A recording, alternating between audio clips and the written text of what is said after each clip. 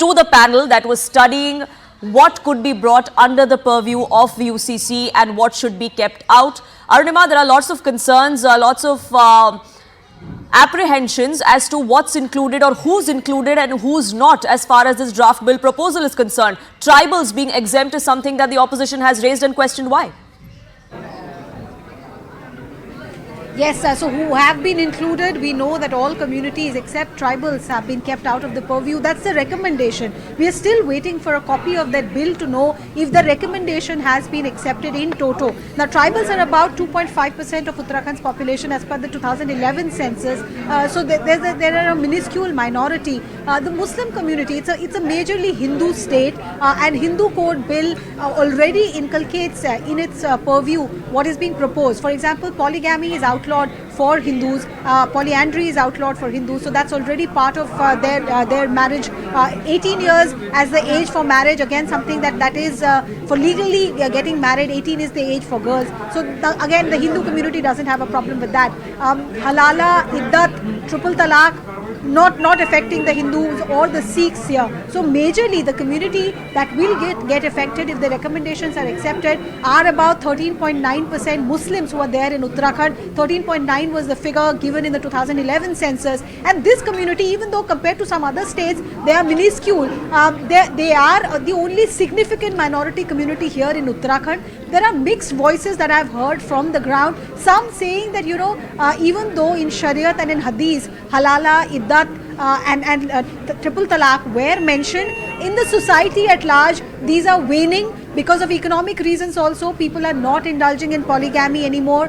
Iddat and halala also, there is a realization that if you are indulging in halala as a pre-agreement, what is halala? Halala essentially is that you have to have a relationship with another man, get married to another man, before you can go back to your first husband in case there has been a divorce. So what people are on the ground are saying is that this pre-arrangement is haram in Shariat and therefore we don't indulge in it. But what the government is doing is outlawing it, and that we are not comfortable with. This should have come from within our society rather than government trying to interfere with our faith. So that is one view which I have heard. Another says that actually there is nothing changing, but there are some people who are spreading misinformation. That view also is gaining traction. Once the bill is tabled, we'll have to wait and see what the contours of that bill is, and only then will people be able to tell us in reality if there is anything problematic with what the Dhami government has brought in. Now, Chief Minister Dhami and his government, Arunima, are also hoping that this is the template that India follows, and we'll get to that because pan-India wise too, there is an exercise that is being undertaken by the Law Commission or whether or not UCC can be implemented, and if yes, how that could be done. Let's listen into some more reactions pouring in. With me, Arvind ji, ये बताइए कि जो आज uniform civil code ला रही है उत्तराखंड की सरकार, इसके बाद 2-3 राज्य और लाएंगे, शिवसेना का क्या स्थान है uniform civil code? We are saying it, what do you mean by that? The other day, Honorable Uddhavji Thackeray has already made a statement. What exactly you want to do by making a common civil code? So we would like to know, there are Hindus too who are going to get affected of the joint families and other. So on that context, we would like to know the explanation from the government or the clarification from the government, and then we will see, make a statement on it. Thank you. Arvind Sawant is with me. Arvind Sawant there, opposition coming out and saying that it's not just the minority community, several Hindus and the majority community is also going to be affected. That needs to be studied. Arunima, we were talking about a pan-India exercise that is currently underway. The Law Commission is looking into whether or not UCC can be brought in across the country. It is one of the promises that the BJP has made time and again in its manifesto. So Uttarakhand could be a template that they're looking at. That's exactly what Pushkar Singh Dhami has been saying, that what we are doing is not just for Uttarakhand, it could be a template for the country, and in that sense the current Uttarakhand Assembly is being a part of a historic session. We're about to make history, but there are problems that critics are highlighting. Uttarakhand, like I told you, as per the 2011 census, the demography here favors a law which can bring in uniformity in terms of personal law, because the majority of population here does not have a problem with that law coming in. It doesn't affect their life. But if you talk about Himanta Biswa Sarma, for example, if you're talking about Assam, the Muslim population there is much more. There are tribal communities there, and therefore the demographics and the kind of people who will be impacted, the impact of this bill in Assam could be much more. Similarly, Gujarat is another state which is talking about studying the UCC bill of Uttarakhand closely. Gujarat also, there are tribal population there. The Muslim population there is also much more. So we'll have to wait and see if this bill, as is being brought by the Dhami government, can be implemented as it is by the other BJP ruled states, or will they tweak it to suit their own needs. But one thing is very clear, and this then Law Minister Kiran Rijiju had said, current Law Minister Arjun Ram Meghwal is also saying that under the Constitution, states do have the right to come up with their own civil code. But if it deals with constitutional provisions like my right to freedom of religion, my right to faith, can it be argued that the state does not have power to change the Constitution? That's also a legal question that we'll have to wait for an answer to.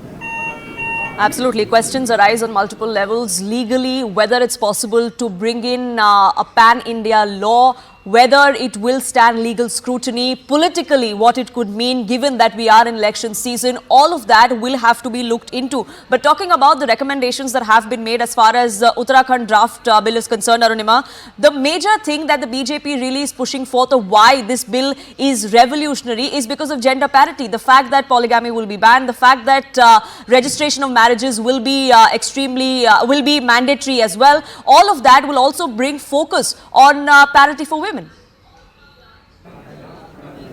Yes, let me just sum up for you what are the recommendations made. The recommendations deal with marriage, adoption and inheritance, and the fourth most important factor there is live-in relationship. Under marriage, the recommendation is to fix the age of marriage as 18 years for girls and 21 years for boys. Ensure that all marriages are registered. If the marriage is not registered, then the husband and the wife both will not be entitled to any government benefits. Now, this is what some who are supporting the Muslim personal law are saying, that if you get married under the Muslim personal law, in any case the nikah is registered. So this will not impact us that much. It will impact the other communities who don't register marriages, especially in interior. So that's the one point that has been highlighted. The most problematic part of this is ban on polygamy and polyandry, which means if your husband or your wife is alive, you can't have another spouse. This is prevalent amongst the Muslim community. It is allowed under Muslim personal law. I have been speaking to some women there, educated Muslim women, who say that we understand that in this day and age, for reasons of social acceptance, for reasons of economy, multiple spouses is not allowed, and it is a phenomena which is waning in our community also. But why do you want to impose a law on us from above? Because the Muslim community, especially in interiors of India, are extremely backward, and for reasons of economic dependence, sometimes also multiple wives are kept so that they're not left on their own. So there are some justifications also coming in from those who are in support of Muslim personal law, but even they are saying that we realize it is time for us to change. We would want that change to come from within rather than come as a law from above. The last thing that they're talking about is halala and iddat. I've already explained to you what iddat and halala really is.